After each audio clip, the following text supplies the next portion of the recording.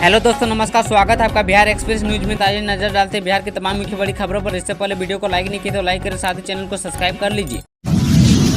9:05 इस टाइम को नोट कर ले। शिक्षक स्कूल पहुंचते ही सबसे पहले करना होगा ये काम। जिला शिक्षा पदाधिकारी ने सभी विद्यालय के प्रधानाध्यापक को पत्र प्रेषित किया है। पत्र में सुबह 9:05 तक अपने अपने विद्यालय की उपस्थिति पंजी और ग्रुप सेल्फी फोटो ऐप से द्वारा ग्रुप में समय पर भेजने का आदेश दिया है। लिखा है कि फोटो ग्रुप में देर से भेजने पर सभी शिक्षक को अनुपस्थित माना जाएगा। किसी विद्यालय में शिक्षक की फर्जी उपस्थिति बनी रही तो उस विद्यालय के प्रधानाध्यापक और उस शिक्षक पर प्राथमिकी की अनुशंसा भी की जा सकती है। शिक्षक अपनी उपस्थिति दर्ज करा के विद्यालय परिसर में नहीं है तो उन्हें भी अनुपस्थित माना जाएगा। इसके साथ ही शाम 4 बजे से 5 बजे तक मिशन दक्ष और कक्षा 9 से 12 के लिए कोचिंग क्लास यानी स्पेशल वर्ग का संचालन करना सुनिश्चित करेंगे। इस दौरान यदि आप क्लास का संचालन नहीं करते हैं तो 15 दिन का वेतन काट दिया जाएगा। इस आदेश के बाद सभी शिक्षक इसका पालन करना भी आरम्भ कर दिए हैं।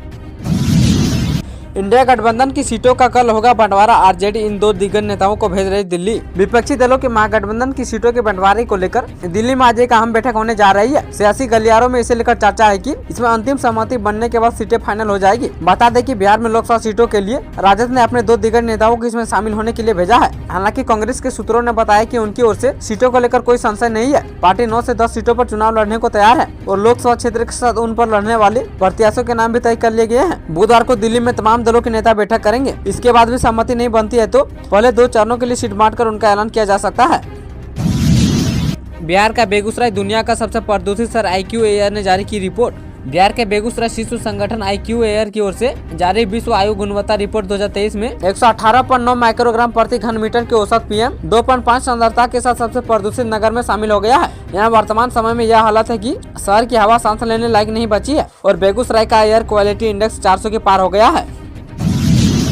मोदी सरकार का बड़ा फैसला। अब इन रेलवे स्टेशनों पर कम दर पर मिलेगा आटा चावल। 27 रुपए 50 पैसे में भारत आटा और 29 रुपए किलो चावल की बिक्री होगी। खाद्य एवं सार्वजनिक वितरण विभाग भारत सरकार की योजना के तहत मोबाइल वैन के माध्यम से भारत आटा और भारत चावल की वेडिंग होगी। उपभोक्ता खाद्य और सार्वजनिक वितरण मंत्रालय से 26 फरवरी को करार हुआ है। रेलवे के अधिकारियों को मंत्रालय से आदेश मिल गया है। बता दें कि बाजार में अभी 30 रुपए से लेकर 35 रुपए किलो तक आटा और 30 रुपए से लेकर 250 रुपए प्रति किलो तक चावल की बिक्री हो रही है। जंक्शन पर यह सेवा शुरू होने से यात्रियों को कम दर पर आटा और चावल मिलेंगे। रेलवे ने भारत आटा और चावल की बिक्री के लिए मोबाइल वैन लगाने की अनुमति प्रदान की है। गुणवत्ता आदि सेवा में किसी प्रकार की कमी के लिए रेलवे उत्तरदायी नहीं होगा।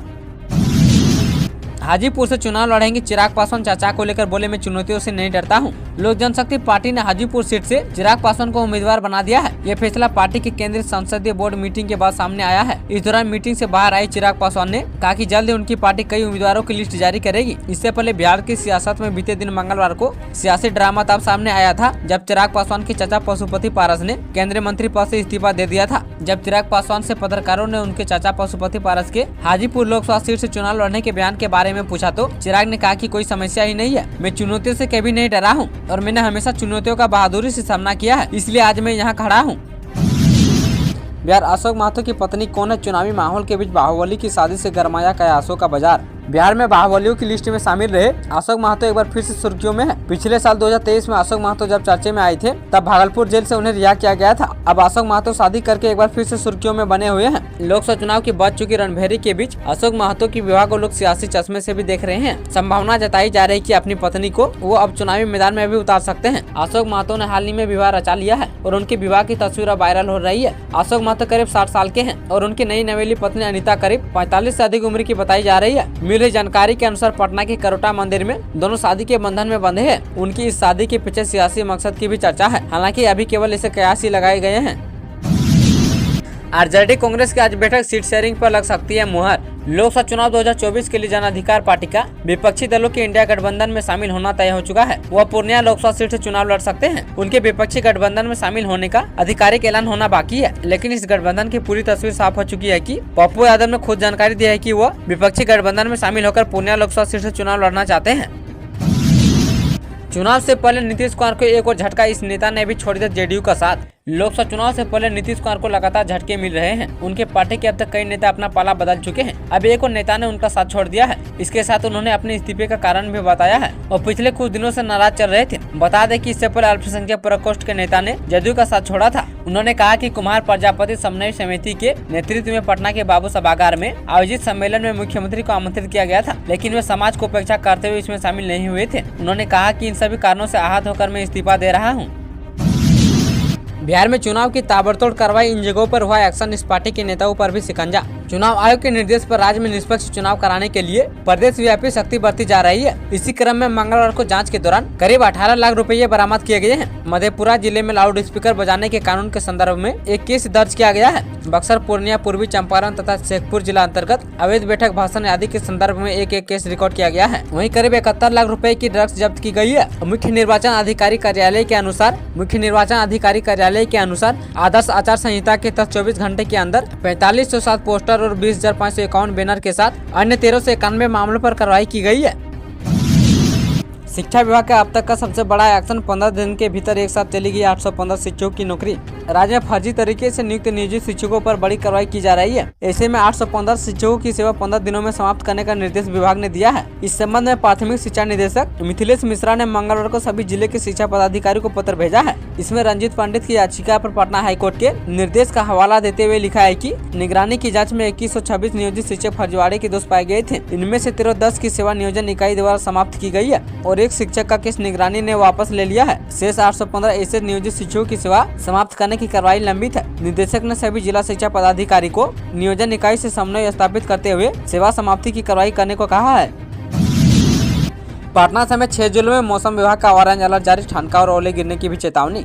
बिहार के कई जिलों में बारिश का दौर जारी है। मौसम विभाग ने बुधवार को पटना समेत 6 जिलों में ऑरेंज अलर्ट जारी किया है। इसके अलावा अन्य सभी जिलों में मौसम का येलो अलर्ट जारी किया गया है। यहाँ बारिश और वज्रपात की चेतावनी जारी की गई है। कुछ जगह पर ओले गिरने के भी आसार हैं। बीते 24 घंटे के भीतर 3 राज्य के कई जिलों में तेज हवा के साथ भारी बारिश भी हुई है। मौसम विभाग द्वारा जारी पूर्वानुमान के मुताबिक भोजपुर, पटना, जहानाबाद, गया, नालंदा और शेखपुरा में आज ओलावृष्टि होने की संभावना है। जहानाबाद, नालंदा, मधुबनी, सुपौल जिले में भारी बारिश की चेतावनी भी है। वहीं पूरे बिहार में तेज हवाओं के साथ वज्रपात और मेघगर्जन की चेतावनी जारी की गई है। खराब मौसम के चलते लोगों को पेड़, खंभों और खुले स्थानों में नहीं रहने की सलाह दी गई है। बिहार बोर्ड इंटर रिजल्ट पर आया लेटेस्ट अपडेट। बिहार बोर्ड का 12वीं रिजल्ट biharboardonline.com पर जारी किया जाने वाला है। स्टूडेंट बेसब्री से नतीजों का इंतजार कर रहे हैं। अभी तारीख को लेकर इंतजार किया जा रहा है। सूत्रों की माने तो कहा जा रहा है कि नतीजों की घोषणा 21 मार्च को की जाएगी। अगर नहीं हुआ तो नतीजे 23 मार्च को जारी किया जा सकता है। कुछ लोग आज भी नतीजों की जारी होने की उम्मीद कर रहे हैं, लेकिन आज नतीजे जारी होने की कम उम्मीद है।